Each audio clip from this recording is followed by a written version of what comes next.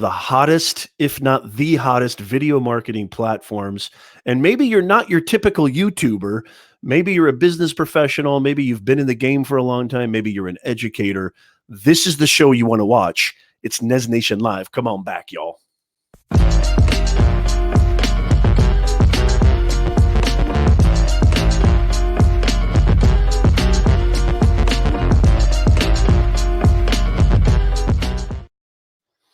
Hello, hello, hello. Welcome everybody to Nez Nation Live. This is the personal branding live stream podcast show. I am your host, Professor Nez, your LinkedIn consultant, business owner, professor, business communications professor, live stream broadcaster coming to you live. We've got a fantastic show for you today. I cannot wait to bring with you this amazing guest that we have, longtime member of the Nez Nation family.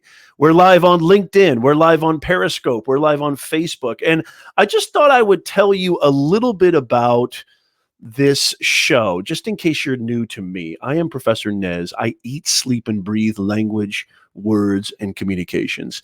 We have a personal branding live stream podcast broadcast that we go live with unbelievable guests and experts helping you to chart your course, build your online reputation, create a compelling narrative and message so that you can earn more, elevate your career, and grow faster in your business.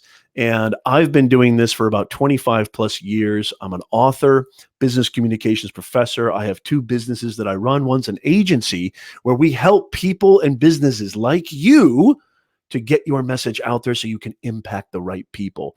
Our sort of mantra, or our, I would like to say our mission statement of this show is we bring more humanness to this digitalness. So I'm very, very excited to have you. Please come on in.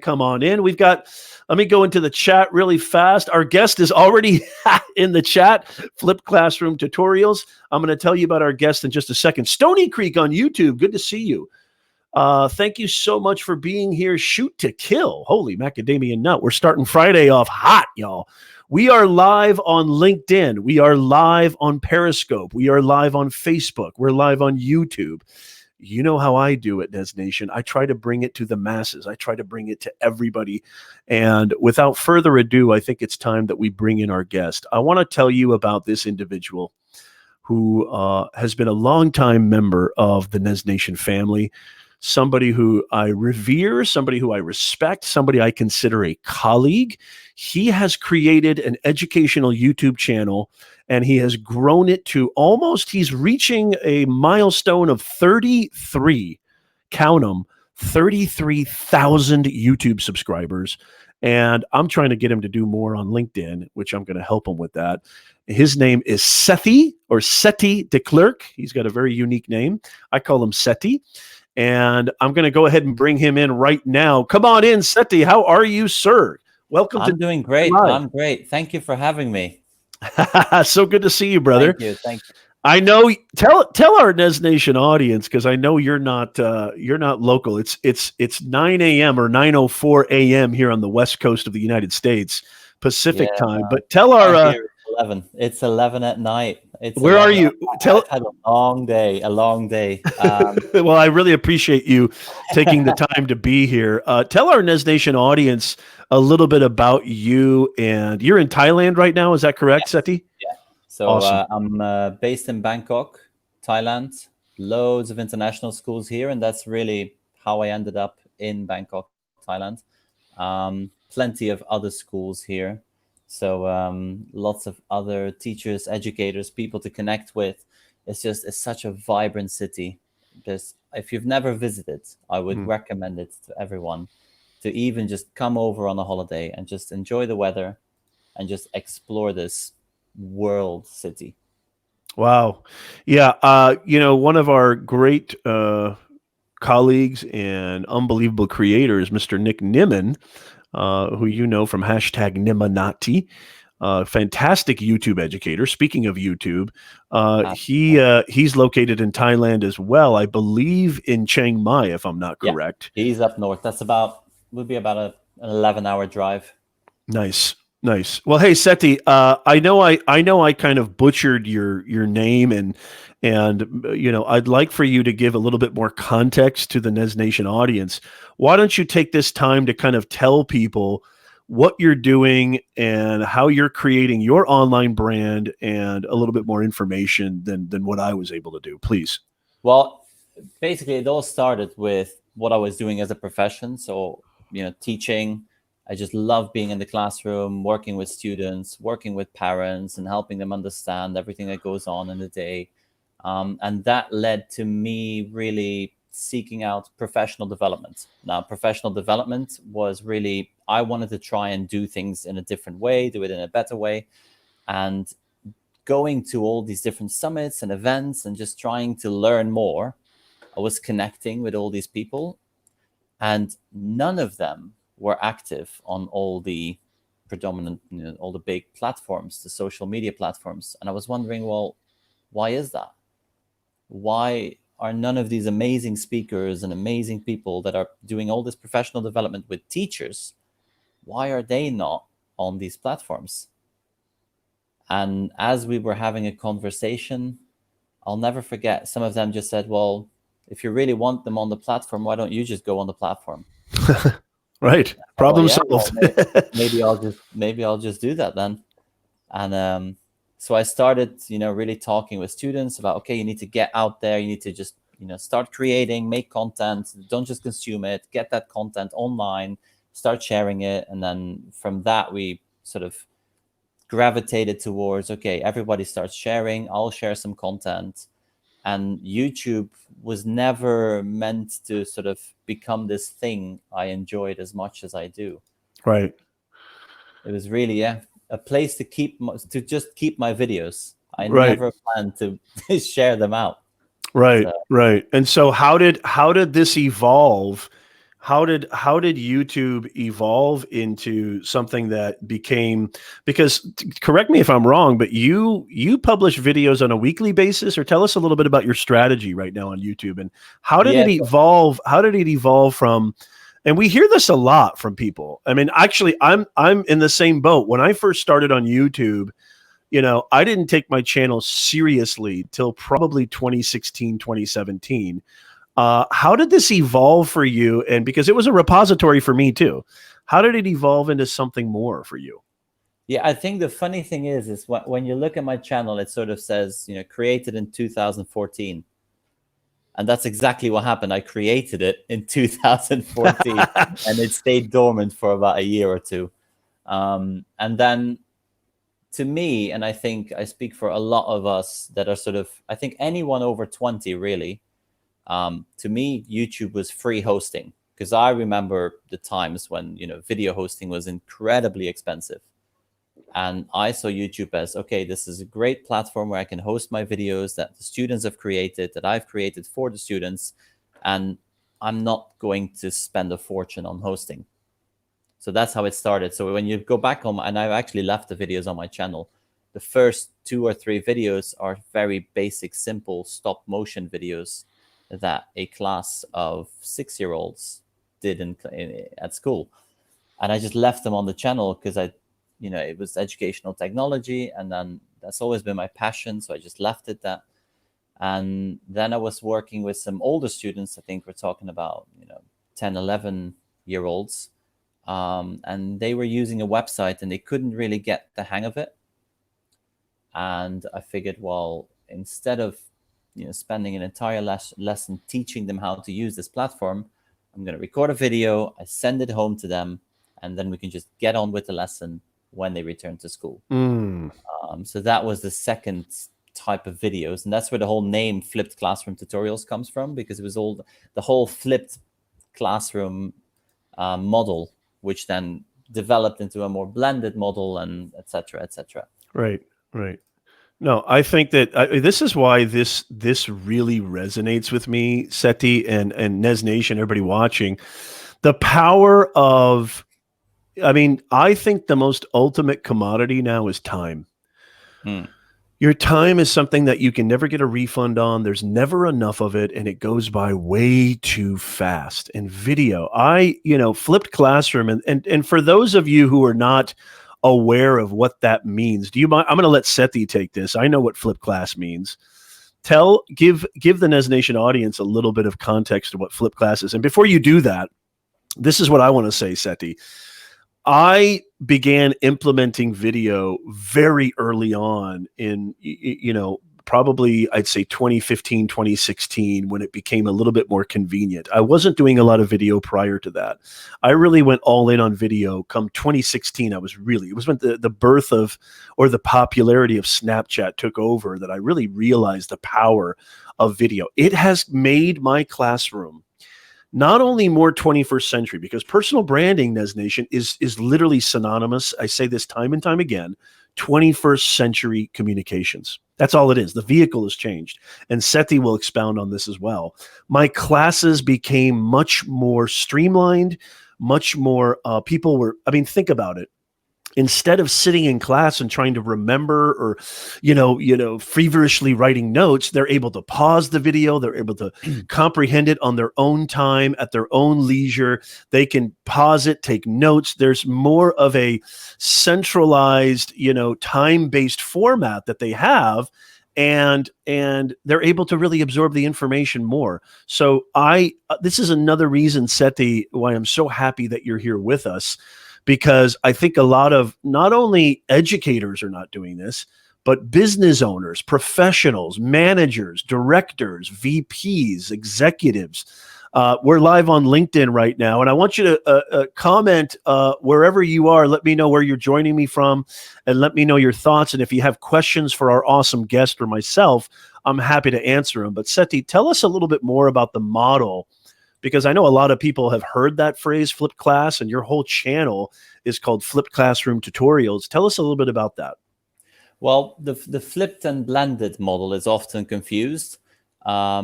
Basically, it started off as being called a flipped classroom model, and now we see it more as a blended model. And basically what it is you flip the entire classroom experience. So instead of teaching a lesson during class time and then giving homework to follow up and research and answer questions, you're flipping the whole thing around. So you're basically recording either a video or sharing an article or a book, and you ask your students to use their time at home to watch the video, research, read the book, and then come to the classroom prepared with questions, prepared to begin a discussion and start having those answering those big questions that too often are lost, especially nowadays with our educational systems. Often what we see is that we're spending all this time just feeding students information, and a very small percentage of that actually goes in, and then they go home, they research, or they find something they're interested in, and then they've got questions about it, and there's no one there to help them or guide them as to where they can find answers or how they can have another follow-up conversation with maybe a professional in the field or something similar.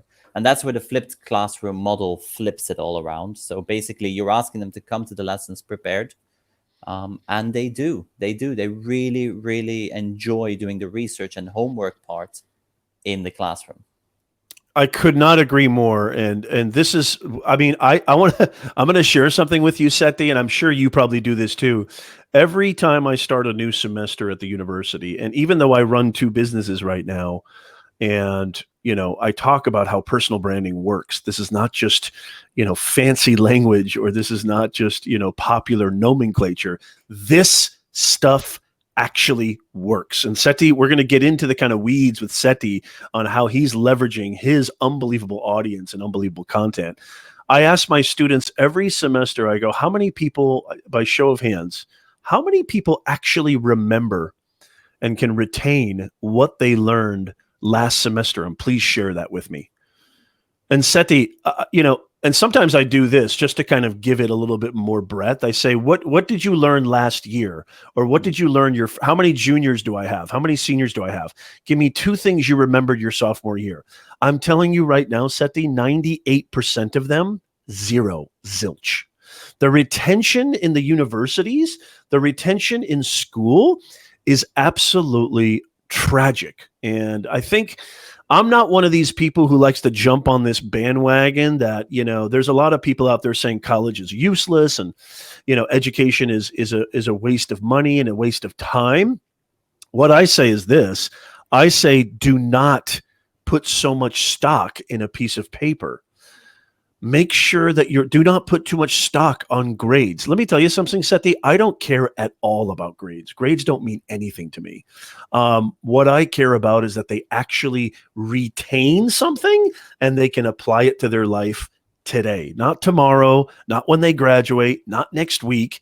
And so this flipped classroom, tell us a little bit about how you have seen the benefits of the flipped classroom model where, they're able to absorb the information and come to class prepared for a real concrete discussion.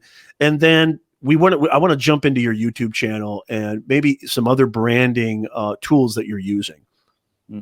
Well, I mean, I've seen nothing but positives to flipping and blending the entire classroom around. First of all, it's like what you're saying. The retention rates are through the roof. Not only are they more motivated, they're also coming prepared with research about topics that are only partially linked, but then from that flow the most incredible lessons. And Wow. this goes for any age of students we're talking about, 3-year-olds all the way up to 25, and teachers that, we sometimes lead training with. And then I use my videos as well as a sort of a prep before they come to sessions. And they just come prepared.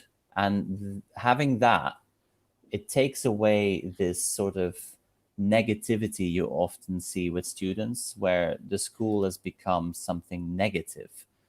The colleges and universities have become, okay, this is going to cost me a fortune and I have to go to this and I have to do it to get this paper, and that paper is going to get me a job. And well, realistically, that's no longer the case. It's no longer that paper that gets you the job, and it's no longer not even close. Having gone through the it's the connections you make, it's the research that you've done, it's, are you actually interested in something, or are you just a person going from day to day with no particular interests? Can I ask you a question, Seti? As somebody who's from the outside, I mean, they talk a lot about, there's a lot of talk about, I wasn't really even planning on talking about this, but it's so refreshing to talk to an educator who has perspective, an educator who can see the reality of what these students are taking away and some of the mistakes and some of the pitfalls of the system. As somebody who's from the outside looking in, there's a lot of talk in the United States, especially politically, about tuition and tuition being free and how student debt is just at an astronomical, exponential. We've never seen anything like this in the history of, our country. What is your thoughts on that? I mean, do you think that education needs to be reformed in the sense that not only, monetarily wise does it need to be reformed, but the actual structure, curriculum? I mean, some of the models have been around for 100 years. The curriculum has been around for 100 years plus.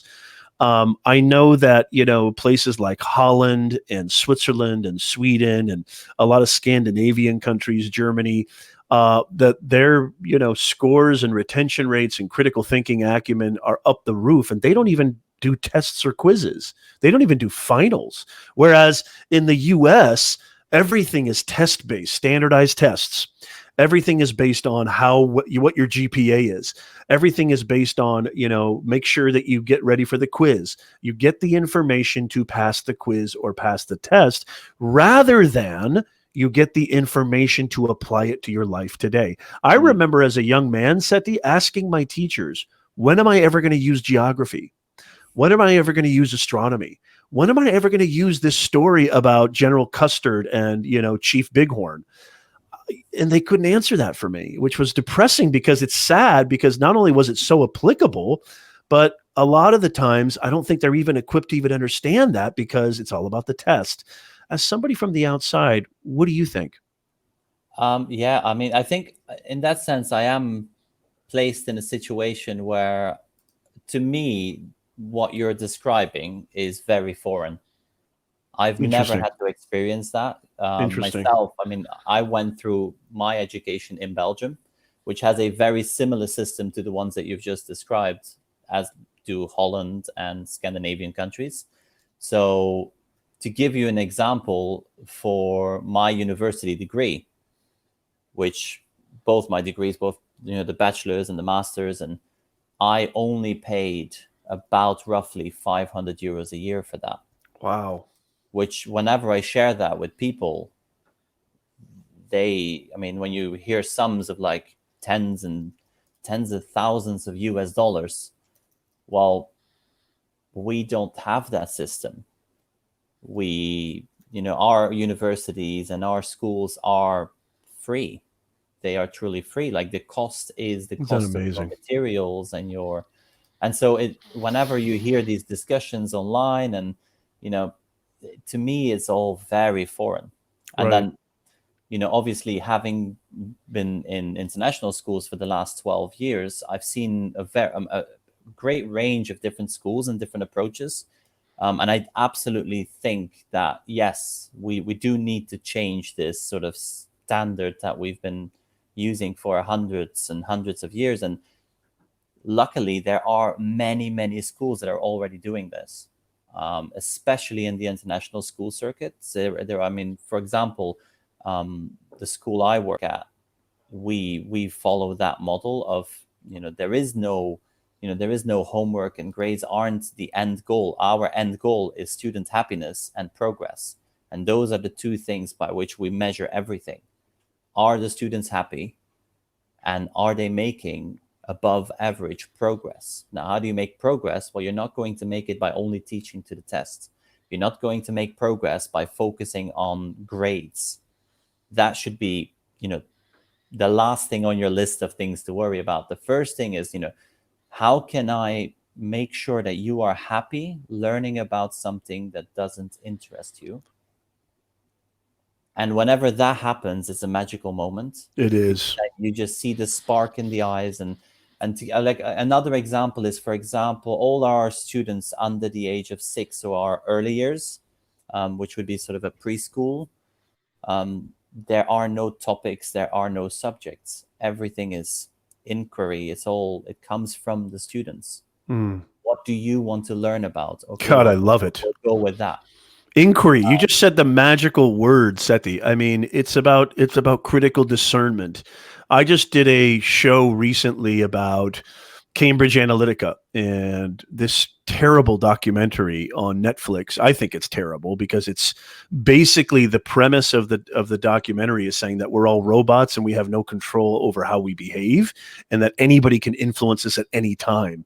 And I always advocate this to my students, and I know you do the same thing, Sethi. If you exercise critical discernment, self-investigation, self-inquiry, and you don't just accept what everybody is selling you, and you don't just say, well, there's a guy sitting in front of the classroom. He looks like he knows what he's talking about. He's wearing glasses. I must trust him. Question everything and find out for yourself if it resonates, if it's truthful, if it has something that, you can apply and something that you can verify. Nobody has control over the way that you behave. And why, maybe the reason that we're focused on standardized testing, and maybe the reason that we're focusing on what I would definitely say are the wrong things when it comes to education. And I don't want to give a blanketed statement. There's a lot of amazing teachers out there. I think the administrators and the politics and the system is absolutely debunked and it's dysfunctional.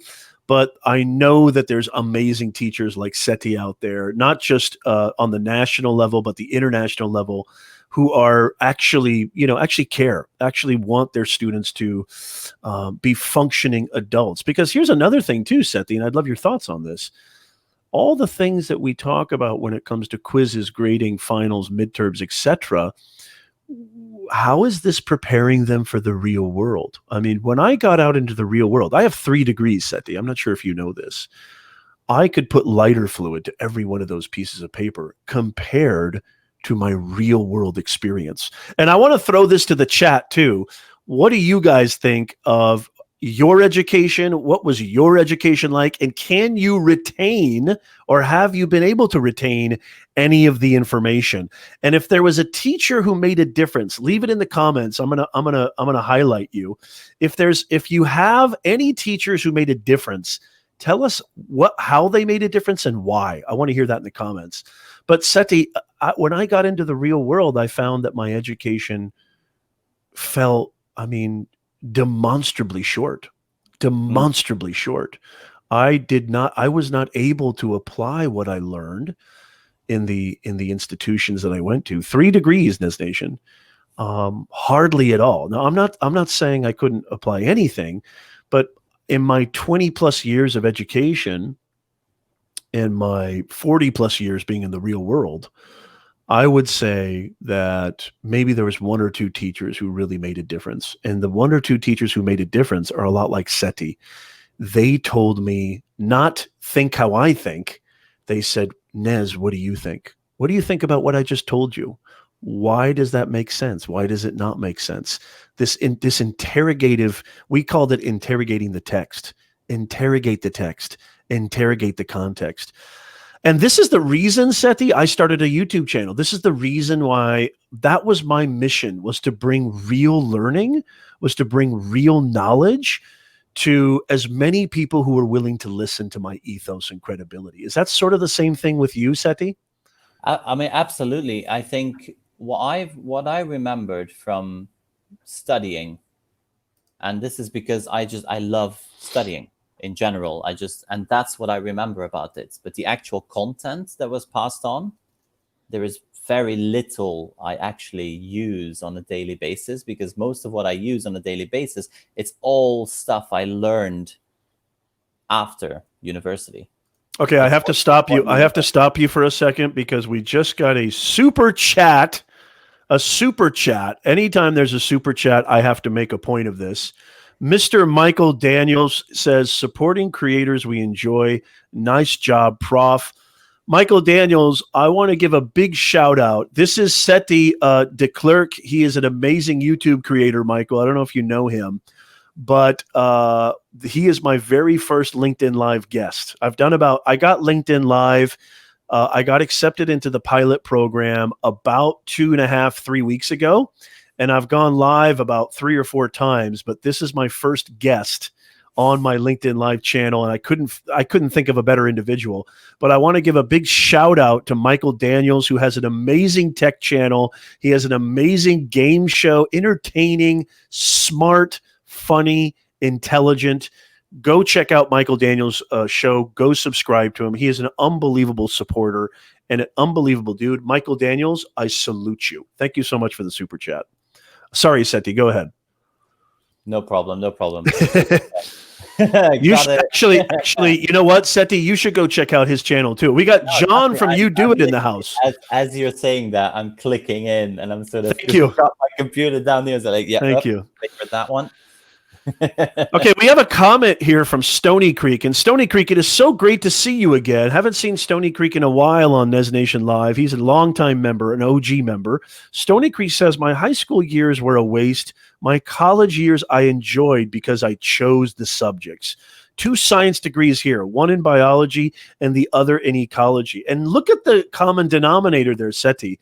They were able to, like what you were saying earlier, they were able to cultivate what they wanted to learn. Isn't that interesting? Choice. I mean, we have at our school, we've got a program, and I mean, any teacher in a management position, you have to implement this. It is amazing. We've got every single day, we've got something that we call the inquiry-based sessions or the integrated sessions. And basically, it is all hands on deck, all teachers in school, and you all teach a subject or a topic of your interest. And the students choose. They don't have to do every single one of them. They don't have to go to every single teacher. If they really are into, let's say that they are into the environment and environmentalism, and they want to learn more about cultivating their own vegetables, well, they'll go to our school farm once, twice, 3 times a week for a full hour, a full session, and it's their choice. And choice, I think that's the key word, is just being able to learn more about what you want to learn. And that's what we do. we're all working and everyone in the chat is working, but let's say that there's an article that shows up and you're interested, it sparked something, but you don't know about it. Well, what's the first thing you're going to do? You're going to go onto YouTube, you're going to search for some videos. What's the second thing you're going to do? You're going to do a Google search, and you're going to start, well, that's what our students want to do. Yeah. They want to do the exact same thing. You're reading a book and there's a big word in there, and well, what's that word? What does that mean? Well, I want to know, but the teachers moved on. The teachers no, we've got maths now. We're not talking about that. Right. Right. I want to thank you so much, Seti. I want to highlight some comments here. Gauging Gadgets, great to have you with us. Says, my degree was okay, but the most helpful education I had was on the job and work experience. And can I just say this really quickly? There's a reason why Google, and I think Sethi can confirm this, there's a reason why Google, Microsoft, Apple, big time tech companies and big time companies in general, I'm just naming a few, have actually made college degree requirements now exempt. What does that tell you, ladies and gentlemen? I'm a university professor. Sethi is one of the greatest teachers on the international scene. And what are we saying to you? We're saying that I'm begging you, because I love my beloved education. My father was a professor. My grandfather was one of the first superintendents in the country. I eat, sleep, and breathe coaching, mentoring, and teaching. I love doing this. I love helping people more than anybody. People don't teach because of the money. The money is absolute squadoosh. Teachers don't get paid. Professors don't get paid unless you're some kind of tenured, special assignment teacher who's got some notoriety. 90%, 99% of professors get paid jack. So why do they do it? Because they love seeing the light in those eyes light up when they are given something that can impact their lives, something that actually applies to their life. So I'm begging education, I'm begging educators, look at the common denominator. What is applicable to the real world? The institutions are not bubbles. What is applicable? Why is it applicable? And how can you make sense out of it? I'm begging you, education, to follow suit with this. Thank you so much, Gauging Gadgets. And you do it. Big John says, my education was Bachelor of Science in Electrical Engineering. Over 50% of it was required for my job. Thank you so much. That's a great comment. Let me know again. I'd love to hear from more of you guys. Real world versus education. Which one was better for you and why? Seti, isn't YouTube perfect for educators? Everyone should be using it. Everyone should be using it. Absolutely. Now, of course, like a lot of people still look at YouTube as sort of this big bad wolf with a lot of bad stuff. And yes, there is some horrific stuff on YouTube, but you need to find your corners. You need to, it's the same in any, like a big city as well. I mean, living in Bangkok, there are some horrendous places here and you just avoid them. And it's the same with YouTube and any other online environment. Right. You just avoid those places and you go for those places where you get value. And I think, just thinking of what you just said, just imagine if all universities around the world were like libraries. They're free, they're open, all classes are open to anyone, and you can just go in, you can learn. If you're interested, you go every day. It would be heaven. It would be heaven. That would have on humanity, my goodness. Oh my God. Goodness. That would be. I think the whole entire institution would just crumble and collapse from the waterfall, the deluge of people being educated and being helped in such a manner. I don't even know if it would really survive. I would love that. I think that would be fantastic. And I think what I want to kind of talk about next, Seti, is definitely diving more deeper into your YouTube journey. 33,000. He's on the cusp, ladies and gentlemen, of 33,000 subscribers. I talk about, I'm a personal branding coach. I have an agency where I help companies and individuals build their online reputation so they can do what they want. They can grow their career, elevate their business. And I talk a lot about mindset because that's at the epicenter of your success.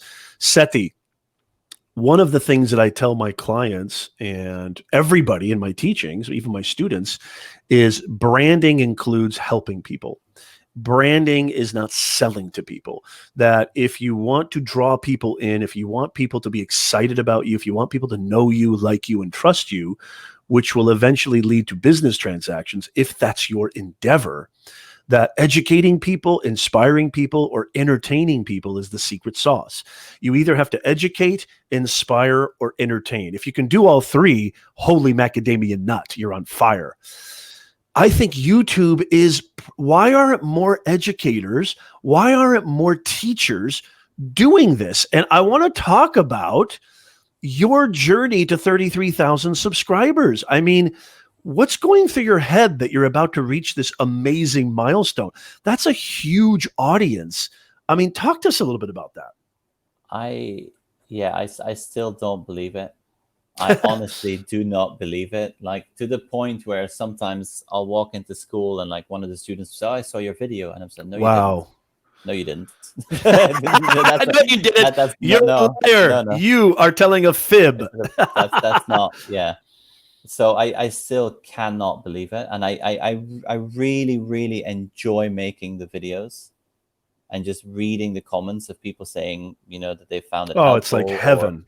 Or reading things like, just people thanking you for creating something that, you actually really enjoyed making.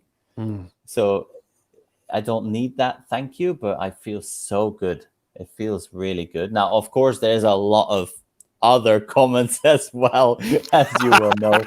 Not so crazy about some of them. So, but I find it entertaining. I find it really interesting, because to me, that number 33, I mean, it's sort of, I look at it and like, you see it on the phone and that's what it is. It's a number. But then when you really think about it, that's an awful lot of people. That's a ton of people, dude. So, but I don't want to think about it, because then you start recording a video and then you overthink it, and you don't want to do that. You just want to keep doing what you do and just try to improve. Like I try to sort of improve every video 1%.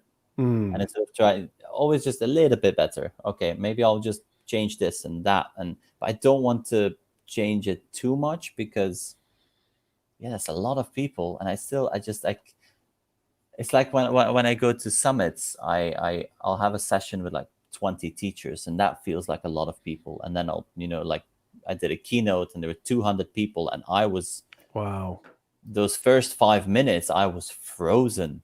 I could not believe it. So please don't ask me to think about that. Number, because that is think about it. Think about it. No, I'm kidding.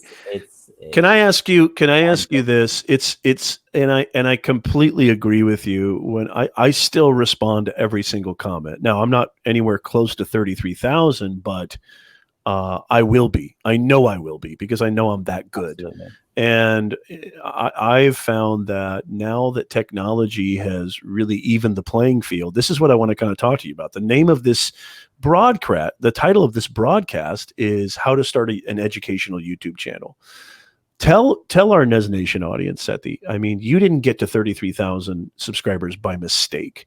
How did you start? What was your kind of and by the way, if you're thinking, Nez Nation, in the chat right now, even if you're listening to this on the podcast, you can always reach out to Sethi. I'm going to leave his channel link in the show notes in the description. And also you can always contact me anytime you want. Just go to professornez.com. And my email is nez@professornez.com. So if you ever have any questions or anything like that, but for how to start a YouTube channel, that maybe you're watching this on the replay. But Sethi, how did you start? Did you start with the mindset of, okay, first I got to get my technical stuff going? Did you have a fancy camera, audio? Did you have an organizational kind of almost like a spreadsheet of these are going to be my video ideas? I've got playlist ideas. How did you start? Basically, I was asked by our management to do some professional development just with our teachers at our school. And so that's how it all began. So I didn't have any, I didn't have a good microphone. I didn't have a fancy camera. I didn't even have a good sort of mediocre camera. And so in order to deliver the professional development to these teachers, I decided, okay, well, let's start recording some screencasts, and I'll just record myself explaining what we're doing, so that after the professional development, they can just watch the video instead of asking me 4, 5, 6 times. And so I recorded these videos with an old Logitech gaming mic that I had left over from back in the day, and just screencasting. And so that's how it began. It was very dull, very boring, terrible quality, no editing, zero editing. And those videos just went online. And then I think I started really thinking about, hold on a minute, there is something here. When I reached 100 subscribers, and I saw that number 100, and then I thought, hold on a minute, we don't have 100 members of staff. What a great feeling. There's something here. So I started editing the videos a bit, and I started cutting out all the ums and the ahs and the oohs and the what have you. I started adding a little intro. I made it a little bit more, not formal in the sense of formal, but that branding sort of started making its way into the videos. And then obviously always having had an interest in graphic design and web design and things like that, I just started thinking, well, if I am going to take this more seriously, first thing I need to decide on my fonts and my colors, and I need to design a logo, and I started sort of looking at it from, I just want it to look good, rather than I have to brand myself. But all I was really thinking about was branding. Yeah. Really? In my head, it was sort of, it has to look good. Yeah. Because now it's no longer just for our staff. Other people are looking at it. So now it might reflect bad on me or on the school if it looks amateuristic. So I remember when I passed, 1,000 subscribers. I can't wait to get past the milestone of 10,000 subscribers. What did it feel like to you? What's the difference between getting to 1,000 subscribers for you? And I want to get more into kind of the aspect of the technical and what's really required to create these videos. But what was that feeling when you passed 10,000? And did that change your dynamic of what kind of videos I'm going to create? And by the way, Sethi, how did you decide what kind of videos to create as an educator? Once I hit 1,000, hitting sort of like 1,000, 10,000, that there's no difference between that feeling of, whoa, that's a lot of people. The impact it had on the channel, however, was once I hit 1,000, I basically made the decision, okay, I'm no longer just making these videos for me, my students, and our staff. Now it's all about the subscribers. So I will actually, once I hit that 1,000, the requests took over. So I would have a video I wanted to create for a training I was going to deliver. That video was created. But when a comment came and that comment was asking a question, let's say, how do you do A, B, and C? Well, then that video would take priority because that video now came from one of my subscribers. Yes. And so that's the first video that will be created. And then the other one, well, it will be created in time for the training, but it's no longer a video that has to be ready a week, 2 weeks, 3 weeks in advance. So that's the biggest change, I think, in terms of how subscriber numbers have changed my view of the channel. Yes. And even now, I still, I'll reply to every single comment, but it takes me, sometimes you won't get a reply until, let's say, a week later, because otherwise I'd be on my phone just constantly replying to comments, and also unlike me. my wife is always yelling at, get off your phone. I mean, it's funny. I'm on LinkedIn because that's where my business eats, sleeps, and breathes. I'm on LinkedIn so much, and I try to really give my clients, the best service possible and always respond fast. That's something I'm kind of known for. But you're right. It comes with a price, and you can't do that. You just can't do that all the time. Yeah. And I think, if anyone on here, if you're serious about growing your channel, it has to be, your subscribers have to come first, as in your audience and your viewers. because you're not creating content for yourself anymore. You are actually creating it for them. And I think that is an important sort of mindset, and that's something I never really want to lose. I want to make sure that, you know, everything I create is actually it's understanding your audience and then making what they either want or what you think they might need. And I think that's key. So yeah, I think if anyone here, you know, if you're diving into your studio, don't look at the revenue and don't look at the views, but look at your audience and try to understand your audience demographics, and then dive into your comments and actually read what they're saying. Yeah.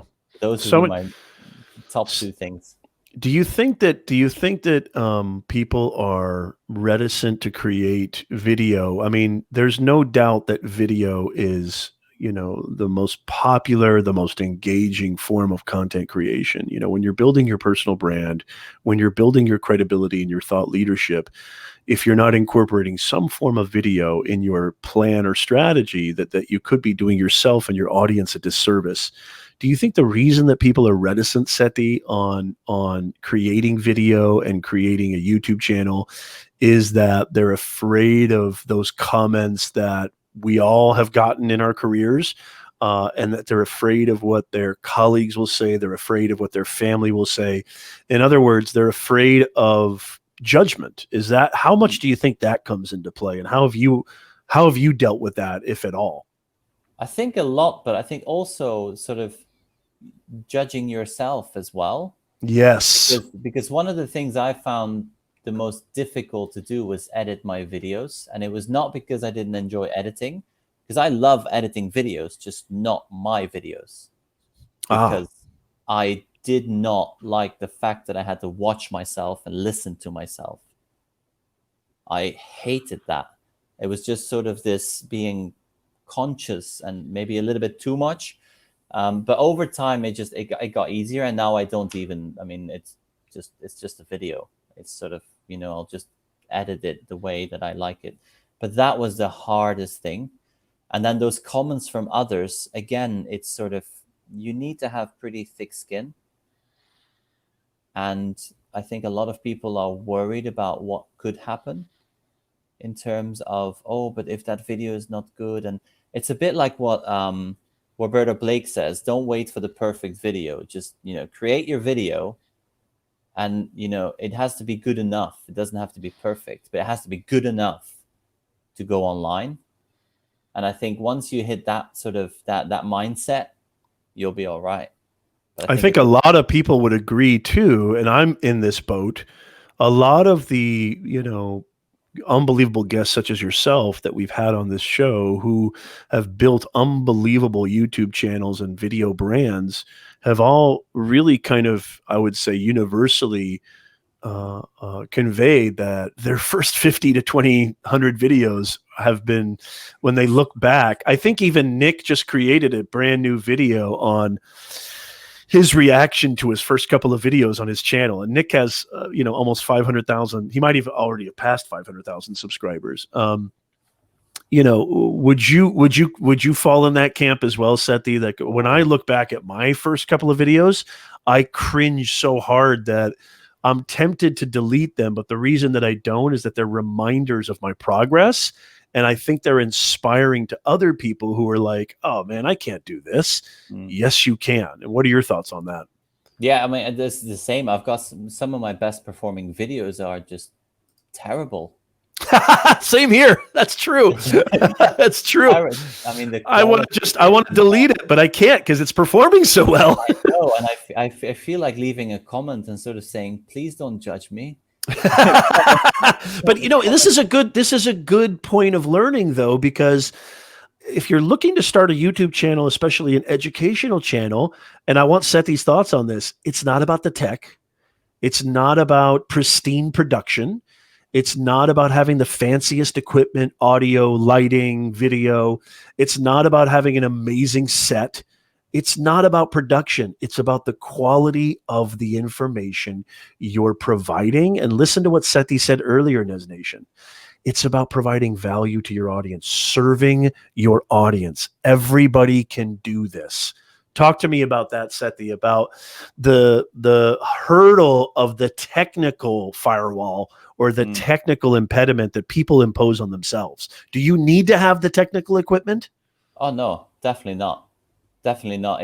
I mean, if at all possible, like honestly, use what you have, grow it, make sure that your audience comes first, and it will grow, and just improve your content. The tech that will come later. I mean, it'd be perfect if YouTube could sort of pay for itself, you know, where once you start generating a bit of revenue from YouTube, well, then that revenue can be used to actually invest back into your gear and cameras. But too many people are worried about just that. They say, "Oh, I can't start streaming. I can't start making videos because I don't have a good enough mic." Well, I was using a very old Logitech mic that was left over, and the headset didn't even work. The mic was the only part of the headset that still worked. And that was my microphone, and it was a really good microphone. It just took a little bit more editing to be good. I mean, my first couple of videos, if I can piggyback on what you're saying, Seti, I used my phone. I didn't have a microphone. I didn't have lighting, you know, I didn't understand audio. And like you said, I have a video that I produced a couple of years ago that is one of my top performing videos, thousands and thousands of views, you know, hundreds of views per month.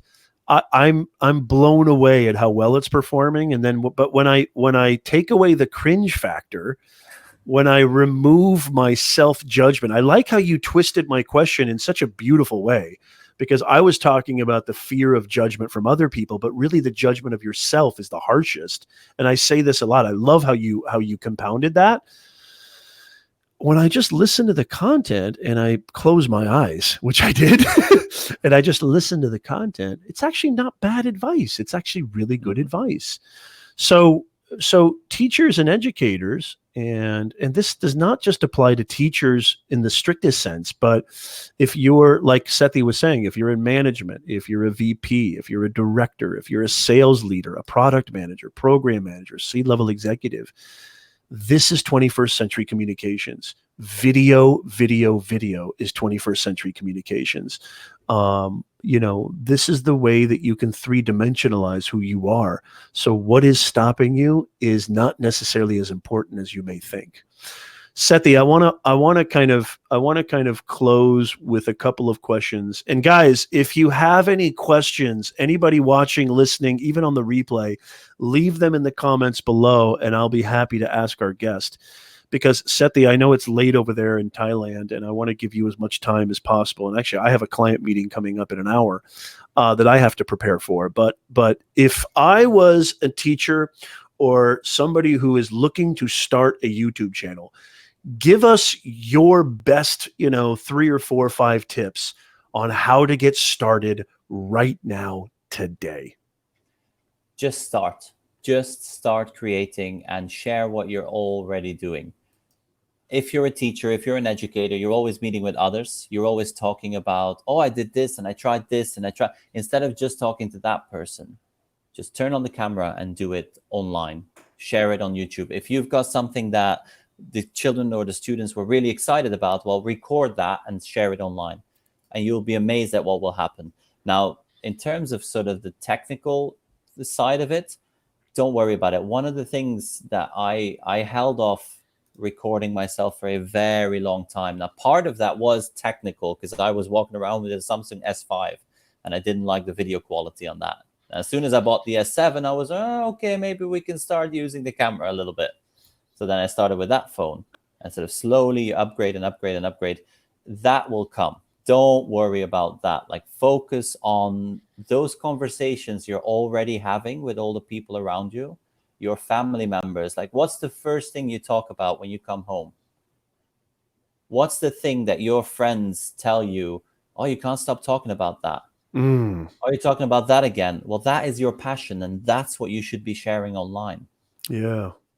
Because if you can't stop talking about it with your best friends and your family members and your colleagues, well, then there's something there. There is something there that you now just need to share with more people. You're happy to share it with friends.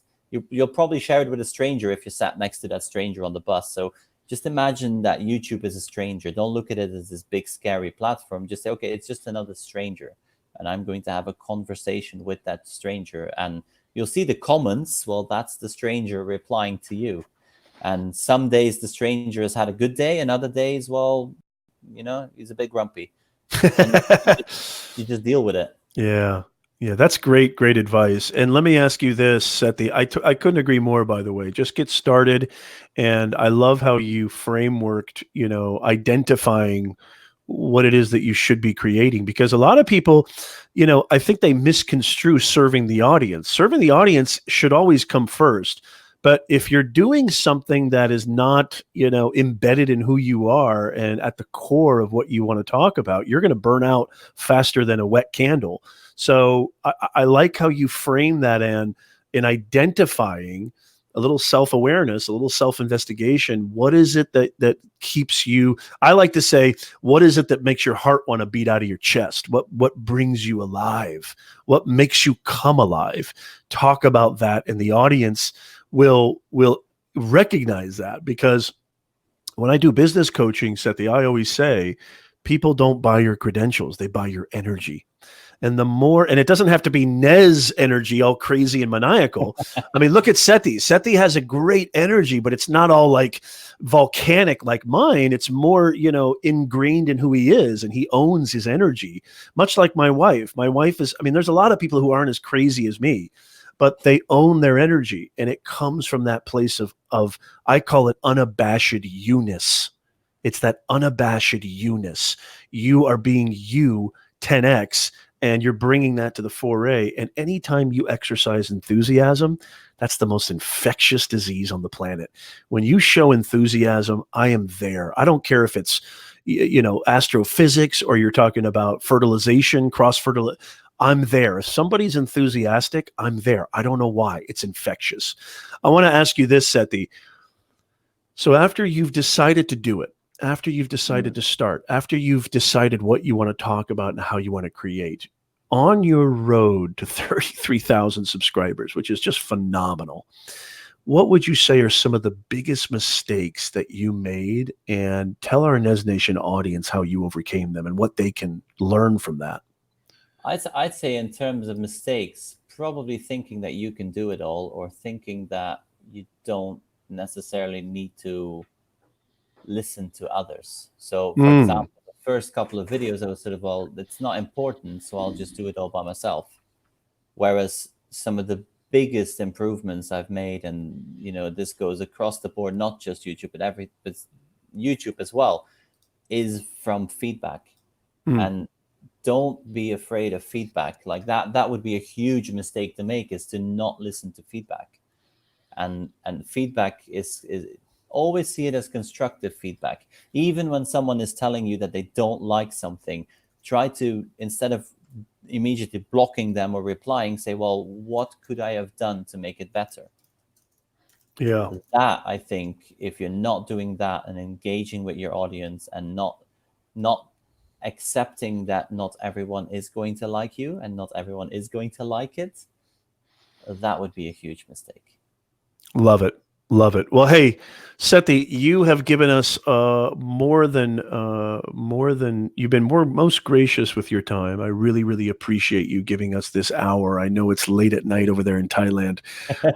It's early in the morning here on the West Coast of the United States, and I just can't tell you how much I appreciate you coming to Nez Nation Live and talking about how you started your YouTube channel and how you were able to overcome some of the obstacles and what mistakes you were able to learn from. I want to give you the floor before we leave, and then I'll say goodbye to you. Tell our Nez Nation audience where exactly they can find you. Tell them how they can reach out to you. Well, before that, I just want to say thank you. I just want to say thank you to you for having me on. Thank you to the entire Nez Nation. And again, in the comments as well, thank you so much for leaving comments and just, engaging with us and watching this.